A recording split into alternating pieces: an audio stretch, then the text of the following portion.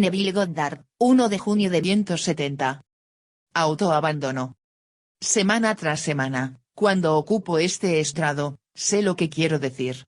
Se trata simplemente de encontrar cómo decirlo, de manera que sea inteligible, porque estamos ocupándonos de un misterio. No es algo que puedas explicar en detalle y decir, listo. Esto es todo. Es algo único, el más fantástico misterio en el mundo. Para mí, el experimentar las Escrituras, el experimentar el plan de salvación de Dios, es mi interpretación del propósito supremo de la vida. Estoy firmemente convencido de ello. Estoy firmemente convencido de que las raíces de nuestro ser tienen su principio en Dios, y que Dios se desarrolla creativamente en nosotros. Cuando afirmo eso, me diferencio de aquello que está siendo transformado, o sea, el hombre. Pues, la metamorfosis es el tema de la Biblia. Esto es, la completa transformación del hombre en Dios. Cuando hago una afirmación como la que acabo de hacer, parece que este es el hombre, tú y yo somos el hombre, siendo transformados por un medio diferente a nosotros mismos, y eso no es, en absoluto, lo que quiero decir. Pero el hombre está tan condicionado a creer que es un pequeño gusano, que lo abordas desde ese punto de vista. Tú y yo somos el Dios que está transformando al hombre a nuestra imagen, conforme a nuestra semejanza. Sin embargo, si dijera eso a una gran multitud, el telón bajaría y no escucharían más una sola palabra que tuviera que decir. Pero tú y yo nos armamos de valor. Fuimos los hijos de Dios, juntos haciendo a Dios, porque Dios es una palabra en plural. La palabra es Elohim. En principio Dios.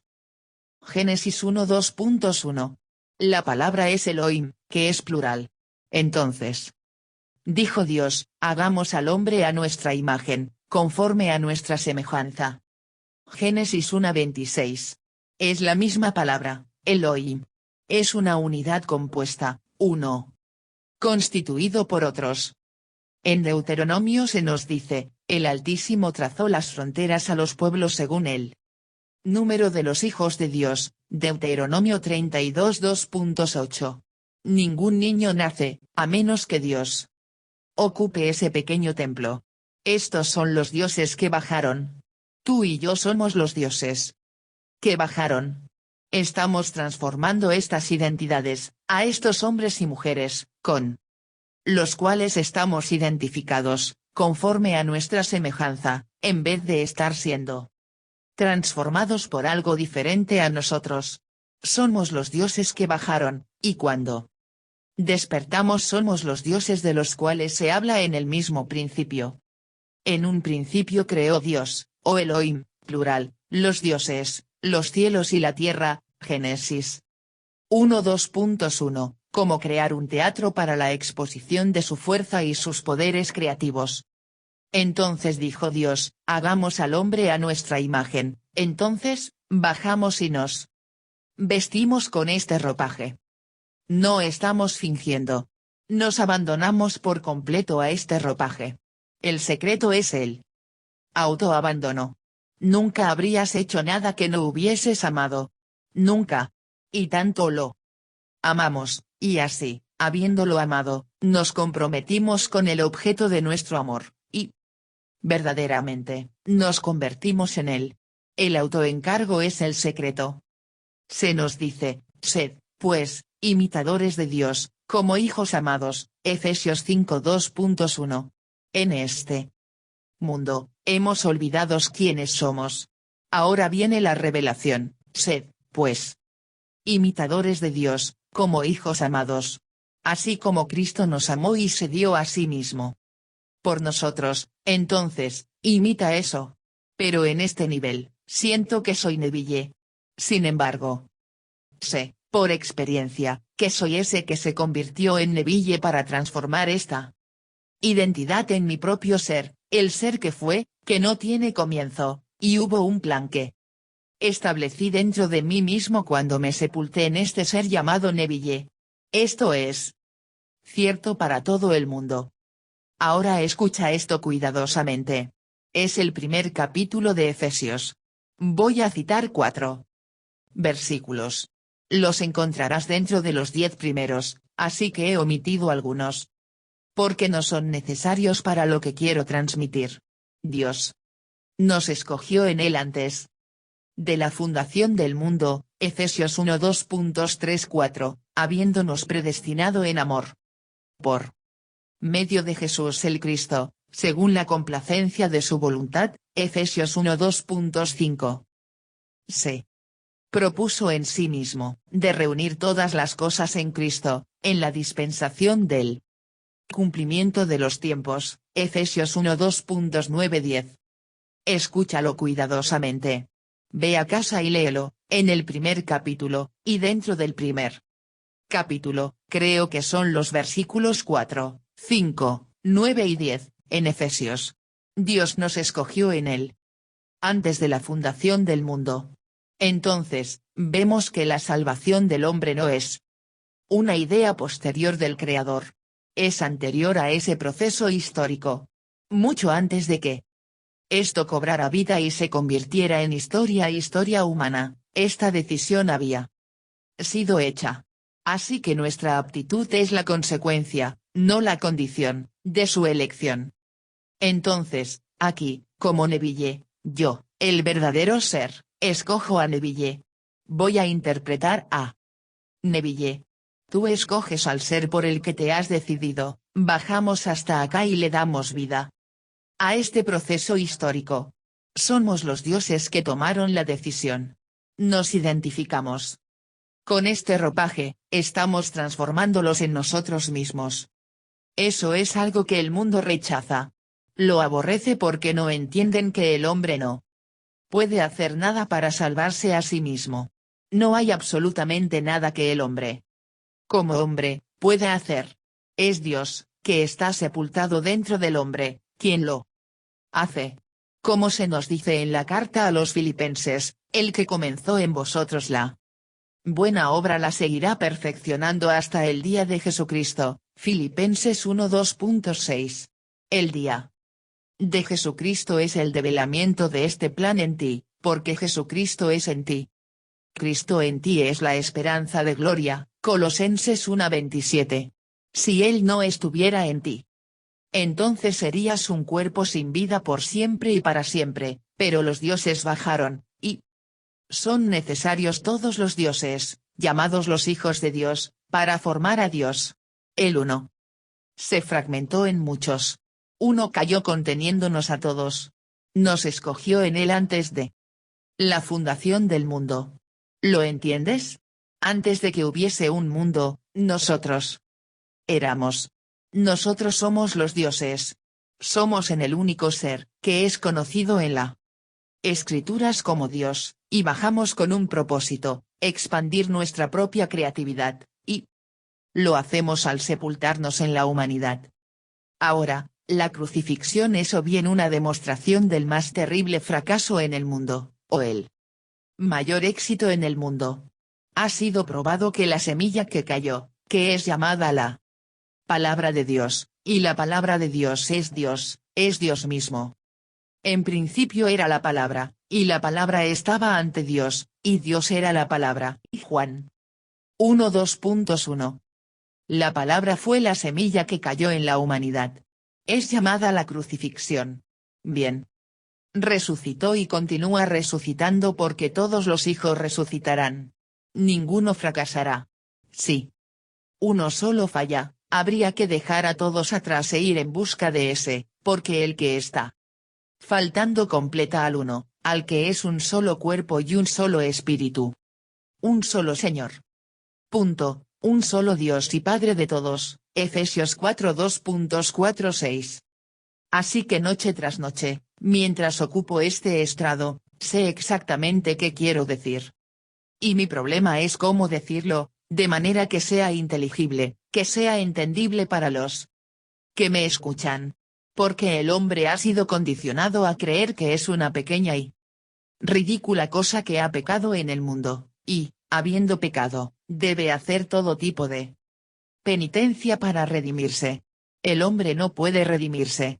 Es Dios el que baja, y por medio su crucifixión, que es la sepultura en el hombre, Dios demuestra su poder creativo, que puede morir y resucitar otra vez. De esa manera, muere en el hombre. Con Cristo he sido juntamente crucificado, Gálatas 2:19, dijo Pablo.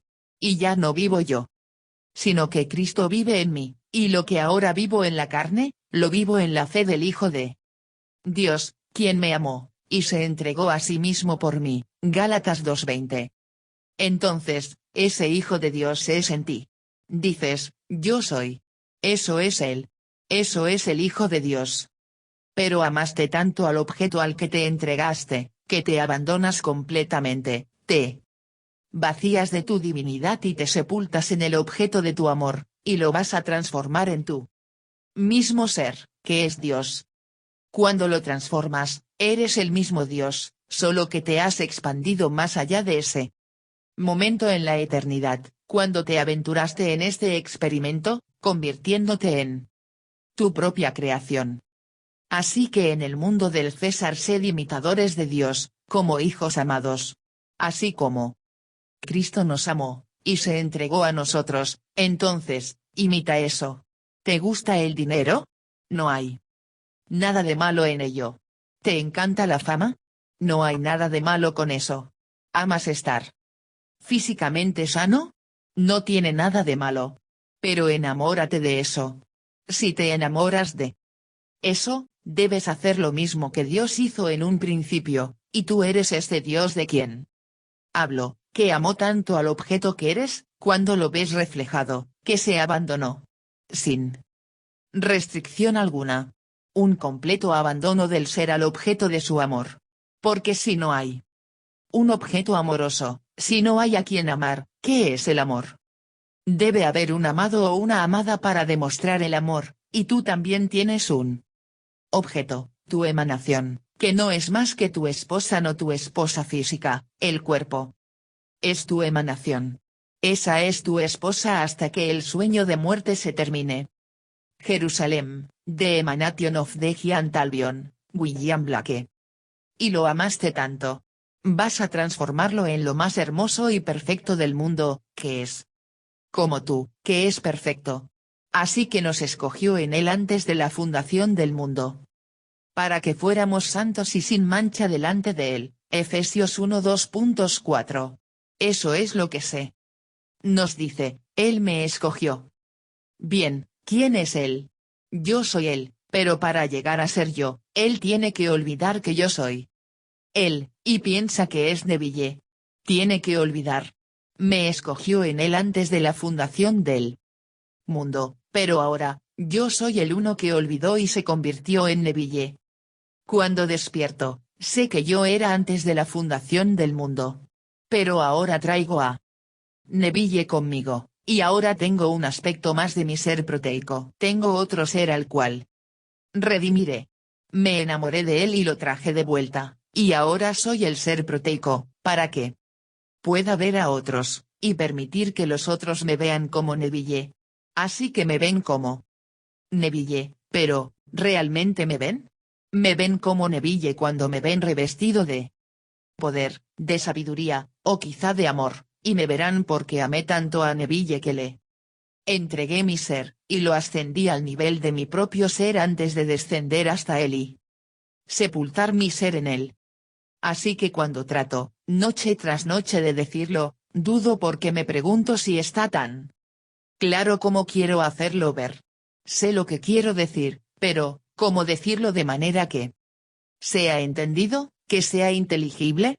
Porque tienes que pasar por todas las ideas preconcebidas y equivocadas que el hombre tiene con respecto a las escrituras.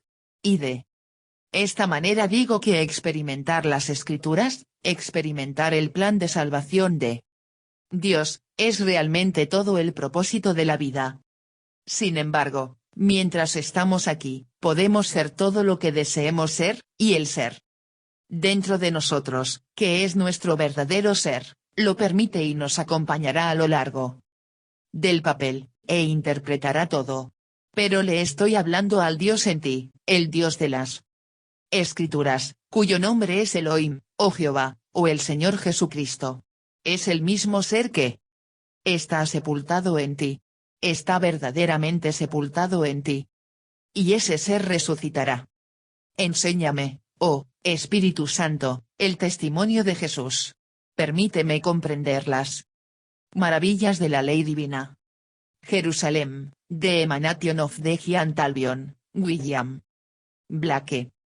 Entonces, relata la historia del Dios que se convirtió en hombre para que el hombre pueda convertirse en Dios. Y, entonces, se nos dice la historia de una manera muy sencilla. Porque, la verdad que se encarna en un cuento entrará por muy modestas puertas.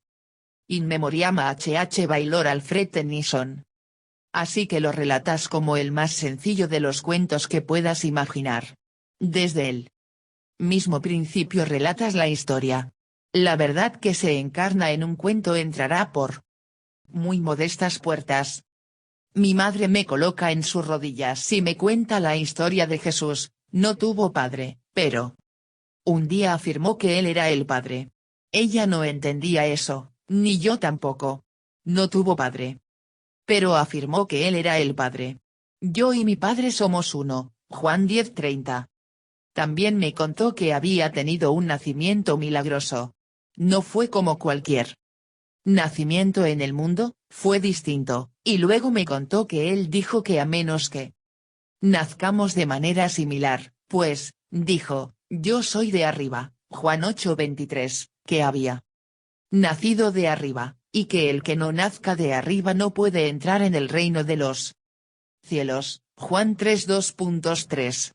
Luego dijo que entre los nacidos de mujeres, no ha sido levantado uno mayor que Juan el Bautista, pero el más pequeño en el reino de los cielos es mayor que él, Mateo 11:11, por lo tanto, Juan el Bautista no puede estar en el reino de los cielos si el más pequeño es mayor que él. Sin importar cuán pequeño llegue a ser, el menor es mayor que Juan el Bautista, así que él no puede entrar en el reino de los cielos. Mi madre no lo entendía más que yo cuando me lo contó. Luego me dijo que David, en el espíritu, lo llamó mi Señor. Ella no entendía eso, y yo tampoco. Y entonces me dijo que se identificó a sí mismo como el Hijo del Hombre, y que luego el Hijo del Hombre se asemejó a una serpiente ardiente, y que a menos que el Hijo del Hombre sea levantado, de la misma manera en que la serpiente ardiente fue levantada, no puede entrar en el reino de los cielos, Juan 3:14. Me contó que cuando fue bautizado, una paloma descendió y permaneció sobre él, y Juan 2:32, y el hombre externo lo supo. Ese hombre externo fue llamado Juan, y lo supo. Porque le fue revelado que aquel en quien la paloma descendiera y permaneciera sería él. Hijo de Dios, el que bajó del cielo, porque nadie ha subido al cielo, sino el que descendió del cielo, el Hijo del Hombre, Juan 3:13. Todo esto era un misterio, pero también una adorable historia que estimuló la mente del niño, y, de esa manera, permaneció contigo. Es algo que está por completo dentro de ti. Y luego viene con esta increíble precipitación. Cuando menos los esperas, todo sucede en ti. Volvemos a Efesios, él lo estableció como un propósito en Cristo, para llevarlo a cabo. Cuando se cumpliera el tiempo, Efesios 1:2.9-10. Lo estableció en Cristo. ¿En Cristo? Sí. Y Cristo es en ti, Juan 14:20. Dios mismo descendió en el hombre, y estableció su plan de redención en Cristo. De manera que en Cristo es en el hombre. Ahora tiene que desarrollarse en el hombre. Se desarrolló en mí, y comprendí que yo soy él, el que bajó, porque nadie puede subir, a menos que primero baje. Bien, habiendo subido como lo hizo la serpiente ardiente, entonces debo haber sido el que descendió. Pero cuando subí, lo hice sin la pérdida de la identidad de Neville, así que bajé y redimí a un ser llamado Neville.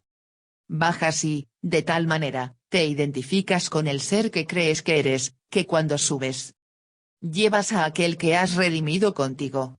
Lo expones a tus hermanos, porque todos están esperando por la exposición de tu acto de fe. Pues, la fe es autoencargo absoluto. No puedo comprometerme con lo que no amo, porque Dios es amor. Así que lo amé, y perdí toda la conciencia del ser que realmente soy en mi autoencargo con el objeto de mi amor.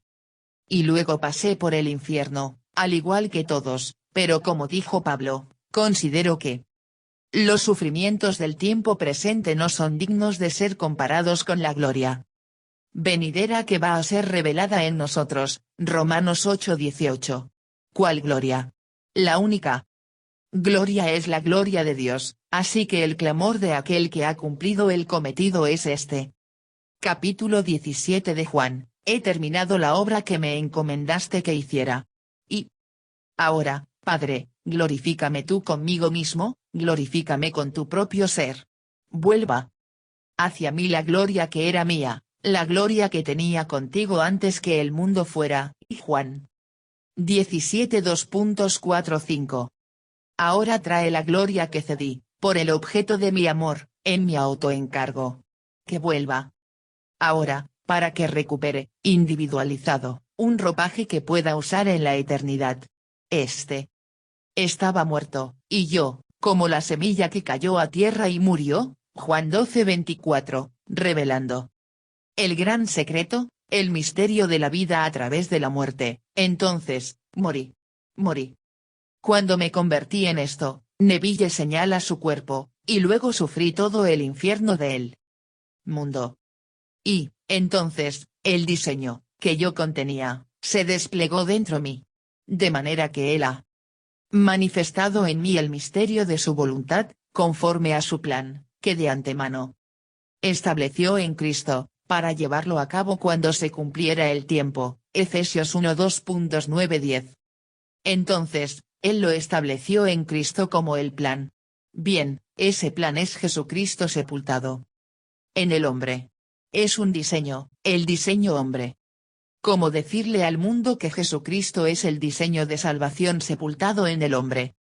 Cuando al hombre se le ha enseñado a creer que Jesucristo es un pequeño hombre que caminó hace 2000 años, y entonces desapareció, después de contar la historia, para regresar a este mundo físicamente para que los ojos físicos lo vieran viniendo desde afuera. Eso es lo que se le ha enseñado al mundo. Pero eso es, la verdad que se encarna en un cuento entrará por muy modestas puertas. Porque si se dijera como lo he dicho esta noche, el mundo no lo entendería. Se horrorizarían más allá de lo imaginable al escuchar lo que has escuchado esta noche. No lo aceptarían. Creen en un pequeño y externo Salvador que vino hace 2000 años, y que prometió regresar. Y los enormes maestros de hoy, enormes en el sentido de la cantidad, pero no en entendimiento, esperan verlo venir desde afuera. No puede venir desde afuera, porque está sepultado en nosotros. Solo puede venir cuando despierte dentro de nosotros. Ese diseño es el de una semilla. Pero esta es la semilla de Dios, la palabra de Dios, enterrada en el hombre. Se desarrolla dentro del hombre, y cuando lo hace, todo lo que se dice de Jesucristo lo experimenta el individuo en quien se desarrolla, en primera persona, en singular y en tiempo presente. Entonces él sabe quién es Dios. Él siempre fue Dios, quien se vació en sí mismo y asumió la forma de hombre, y hallándose en la condición de hombre, se humilló a sí mismo al hacerse obediente hasta la muerte, y muerte de cruz, Filipenses 2:2.8, de hombre, y fue hecho esclavo en ese estado. Pero al final, él cumple su propósito, y entonces se le da el nombre que es sobre todo nombre, para que en el nombre de Jesús se doble toda rodilla, y toda lengua confiese que Jesús es el Señor para la gloria de todos, Filipenses 2:2.9-11. Bien, ¿quién es ese Jesús? Él es en ti.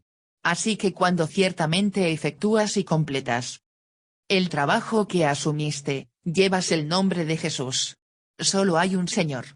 Todos regresamos, diseminados como estamos, como un solo Señor, un solo Dios, un solo Padre de todos, un solo cuerpo, un solo espíritu, no como muchos, y, sin embargo, sin pérdida de identidad. Permíteme llevarte conmigo a una experiencia real. Hace 2 días, heme aquí, en la superficie de mi ser. Sé exactamente qué estoy haciendo, y soy espíritu. Y aquí está todo. Este vasto mundo, y el mundo está muerto, simplemente muerto, pero no puedo moverlo, a menos que baje hasta él. Bajo hasta él, pero ahora con el recuerdo de haber nacido de arriba. Al bajar puedo cambiarlo. Antes de haber nacido de arriba, pierdes toda consciencia del ser que eres, que vino de arriba, y regresas noche tras noche al ropaje, y eres simplemente uno más de la multitud, perdido.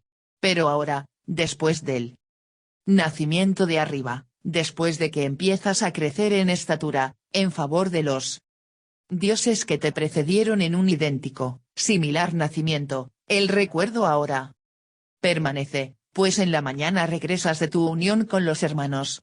Regresas y lo ves tal como es. Todo está muerto. Pero ahora no pierdes la conciencia, como hacías antes del nacimiento de arriba. Así que bajas. Puedes cambiarlo si lo deseas. Pero ¿por qué cambiarlo? Escucha estas palabras de Blake cuando dejó este mundo, aunque Blake nació de arriba bastante antes de haber dejado este mundo. En un libro llamado Mirando cuadros modernos hay un capítulo sobre Max Beckmann, considerado un gran artista contemporáneo de la pintura moderna. Él dijo que conoció a Blake en este mundo supra-terrestre, y allí estaba un hombre gigante, como un ser sobrenatural, y lo saludó a la distancia y me dijo a mí, retrocede. Confía en los objetos.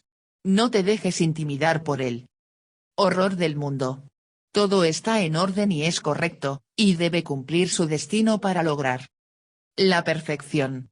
Sigue este camino y obtendrás, por tu propio yo, una percepción cada vez más profunda de las bellezas eternas de la creación. También obtendrás una liberación cada vez mayor de todo lo que ahora te parece tan triste y terrible. Todo está en orden. Todo va hacia la perfección que tú determinaste provocar cuando te vaciaste de Dios y te convertiste en el ser que eres hoy. Y despertarás de todo esto, y regresarás a la gloria que era tuya antes de que el mundo fuera, solo que magnificada, en comparación con lo que era, por tu aventura en este mundo de muerte. Este fue el límite de la contracción y la opacidad, y tú lo asumiste.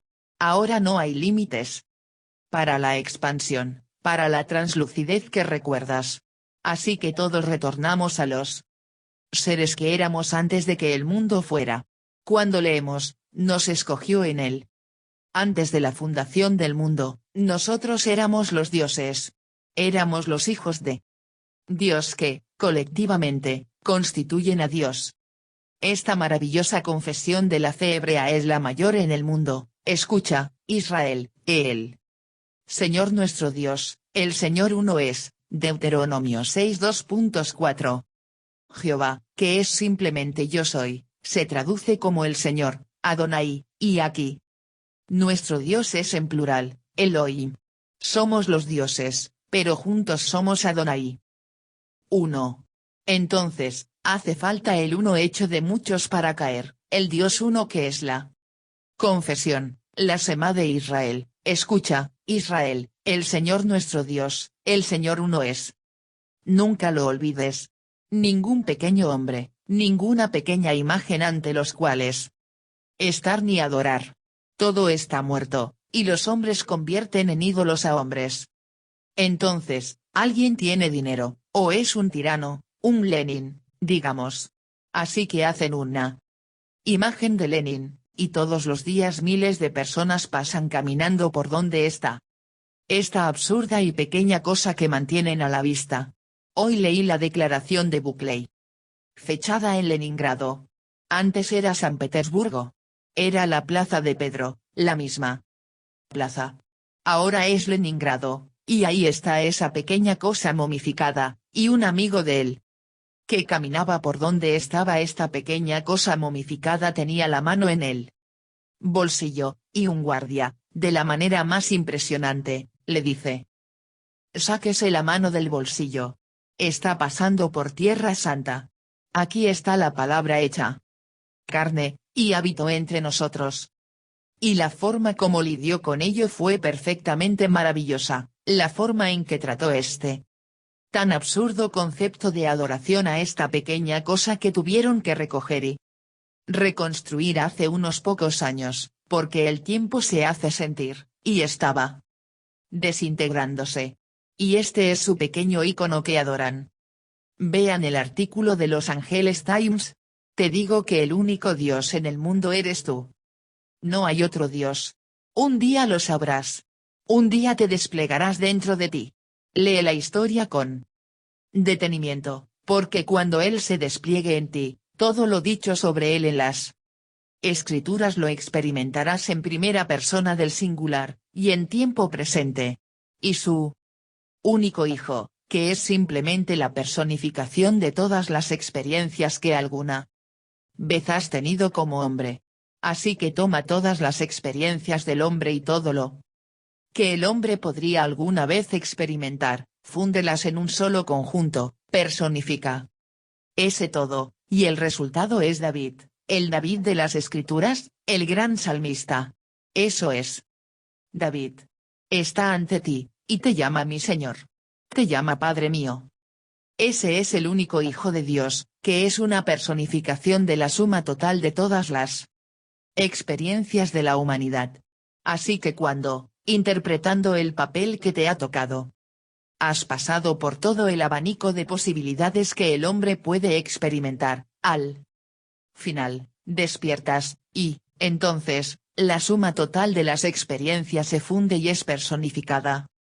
Y se presenta ante ti. Y es ese glorioso y hermoso joven, David, y te llama Padre mío. Mi Señor, y, en lo que a ti respecta, la obra termina. Entonces, te unes a los hermanos que conociste antes de que el mundo fuera, y contemplas el mundo de la muerte. Te conviertes en uno de aquellos que, en la gran eternidad, contemplan la muerte, y también dices: lo que parece ser existe para quienes parece ser y es causa de las más horrorosas consecuencias para quienes parece ser, incluso de tormentos, desesperación, muerte eterna, pero la misericordia divina va más allá y redime al hombre en el cuerpo de Jesús. Jerusalén, de Emanation of the Giant Albion, William Blake, que es Jehová. Hay solo un solo cuerpo, un solo espíritu, un solo Señor, un solo Dios y Padre de todos.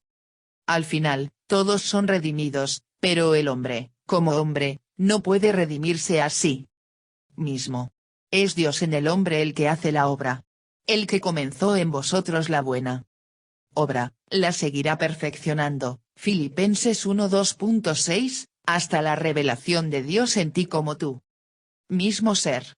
Así que mi problema, noche tras noche, es encontrar las palabras para decírtelo. Sé lo que quiero decir, pero el problema es cómo decírtelo, cómo decirlo de manera que sea entendido, que sea inteligible, porque siempre debes tener en cuenta que enfrentas una audiencia que puede no estar preparada para el impacto, ya que es un impacto para la mente del humano que les digan quiénes son. Preferirían depender de algo externo a ellos y orarle, así que van a la iglesia y prenden una vela, se inclinan ante un pequeño crucifijo o una pequeña estrella hecha por el hombre, y hacen todas estas cosas en lo exterior, pero ninguno tiene confianza en sí mismo, y el ser del hombre es Dios. Esa maravillosa imaginación humana tuya, eso es el Dios eterno. Esta noche te digo que nuestras raíces están en Dios, y Dios mismo se despliega dentro de nosotros. Podría haber dicho: nuestras raíces están en la imaginación divina, y la Imaginación divina se despliega dentro de nosotros, pero no importa. Personalmente me gusta la palabra Dios, pero yo no lo coloco en el exterior, como algo para adorar. El mundo lo aceptará más fácilmente si digo Dios, en vez de imaginación divina. Así que no lo dije al principio de la conferencia, ahora la expongo ante ti. Únicamente cuando imaginas, eso es Dios creando. Y todas las cosas son posibles para Dios, Mateo 19:26. Entonces, comienza a imaginar. Eso es Dios, Dios en acción. Pero cree en la realidad de Él. Acto imaginal. Imagina que eres lo que la razón y los sentidos niegan, pero imagínalo. Dios tuvo que abandonarse por completo en forma de hombre para creerse hombre. ¿Sabes lo que es eso? ¿El ser que realmente eres? Pues, te digo, cuando regresas después del nacimiento de arriba, y te das cuenta de que eres espíritu, quiero decir espíritu, pero más real que cualquier cosa en el completo y vasto mundo reunido, pero eres espíritu, y eres más real que cualquier objeto en el espacio o que todos los objetos en el espacio. Sin embargo, bajar antes del nacimiento es olvidarte de ti mismo como espíritu. Dios es espíritu, y lo haces después del nacimiento, sin pérdida de identidad. Es lo maravilloso de ello, cuando bajas al mundo y retomas el ropaje que está en la cama, y normalmente lo bañas, y afeitas, y alimentas y haces todas las cosas corrientes con él, pero sabes que es un ropaje. Y sabes que has extraído de él una identidad determinada, la cual traes de vuelta como espíritu, porque el cuerpo será puesto en el horno y desechado. Simplemente será reducido a las cenizas que es, pero has extraído de él una determinada identidad, y llevas de vuelta tu logro a la hermandad. Bajaste y moriste como hombre, y ahora vuelves trayendo de vuelta la identidad del hombre que vestiste a través de las edades. Lo traes de vuelta. Y eres recibido con júbilo, porque lograste lo que te propusiste. Y la voluntad de Dios no regresará hasta que Él haya ejecutado y cumplido los propósitos de su mente. Durante los siguientes días lo entiendes perfectamente, solo en los próximos días. Entonces, los sufrimientos del tiempo presente no son dignos de ser comparados con la gloria venidera que va a ser revelada en nosotros, Romanos 8:18, por aquellos a quienes Él antes escogió, Romanos 8:29, y Él escogió a todos los hijos. Todos somos los hijos. Independientemente de tu sexo, somos los hijos, porque en la resurrección estamos por arriba de la organización de los sexos. No somos ni machos ni hembras. Somos Dios. Porque a los que antes escogió, también los predestinó.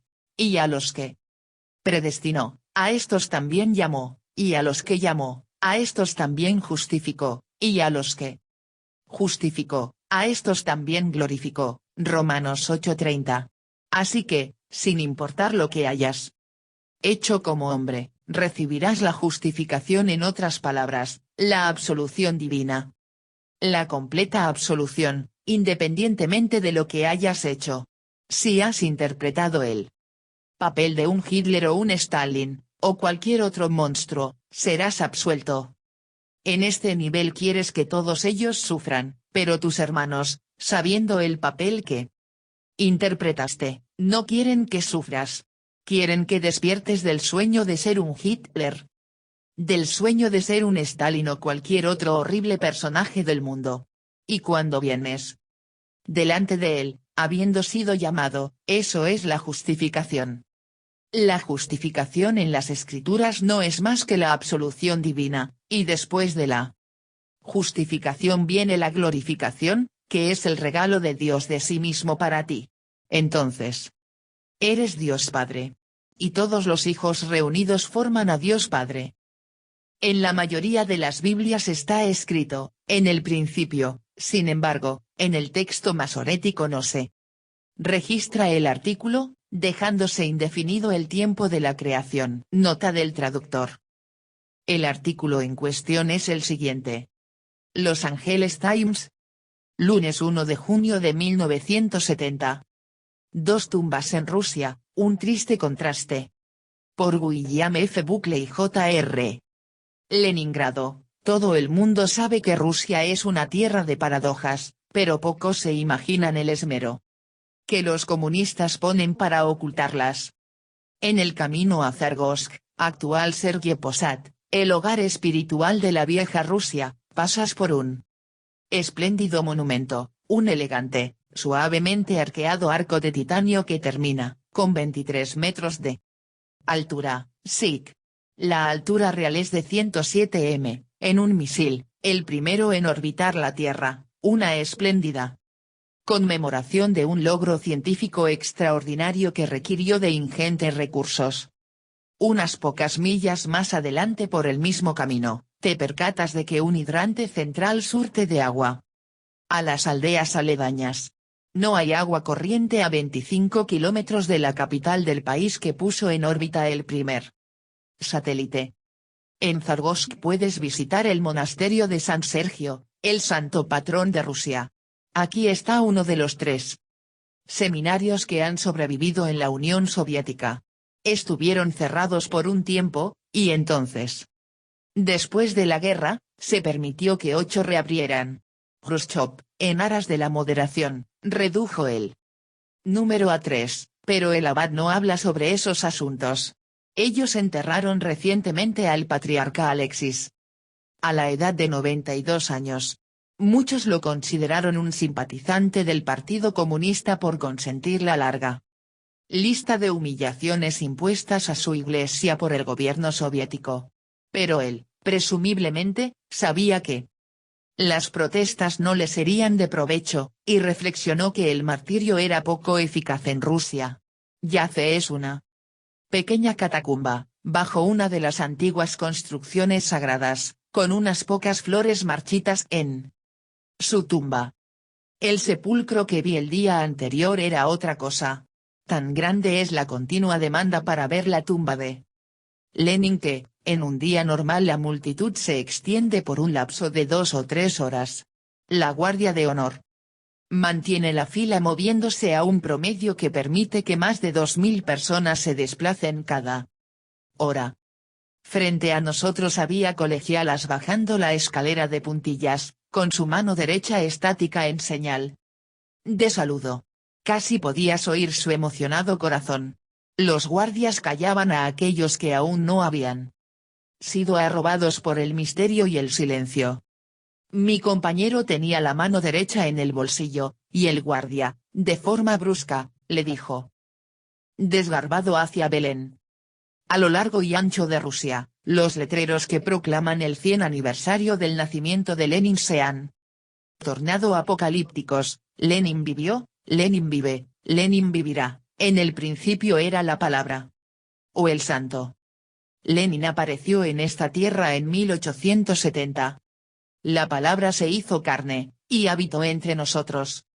Ahora faltaban unos pocos pasos para doblar a la derecha, lo cual te coloca a la vista de Lenin, quien murió hace 46 años, pero es conservado para los peregrinos, que avanzan tan reverentemente ante sus restos. Exhibidos en una urna de cristal. Subes, media docena de pasos, y entonces pasas los pies de Lenin, para que mires de frente a su cara. ¡Qué propicio es todo! Cuando el zar fue derrocado, Lenin estaba en Zúrich, frotándose aceite en su calva, preguntándose si la ciencia moderna, no ideológica, le devolvería el cabello. Lenin no tuvo suerte. Ninguna de las ciencias que invocó hicieron jamás algo por él.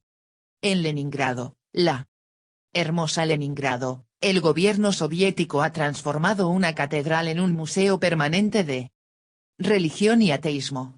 Es un jardín infantil del arte gráfico antirreligioso, hecho bajo epígrafe de Lenin. Buscamos la emancipación de la clase trabajadora de la superstición de la religión. Lástima por los pobres rusos. Imagine, San Lenin como sustituto de San Pablo. Pasamos por una exposición de instrumentos de tortura. Estos, nos dijo con toda naturalidad nuestra guía, fueron usados por los religiosos durante la Inquisición. Signo de interrogación abierta. ¿Son ellos parte de la colección de la Lubyanka?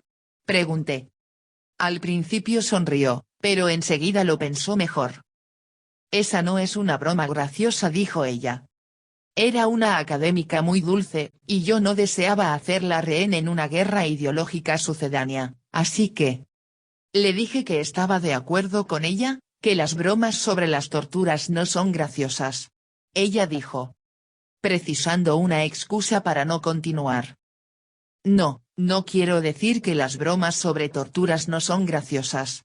Quiero decir que las bromas sobre lo que usted dijo no son graciosas.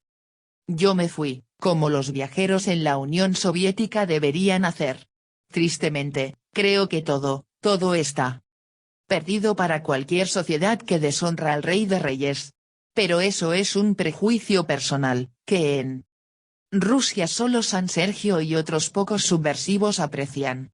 Espero, como ellos, por un giro de los eventos, en el que Dios sería de mayor provecho. Traducido por Luis Natera.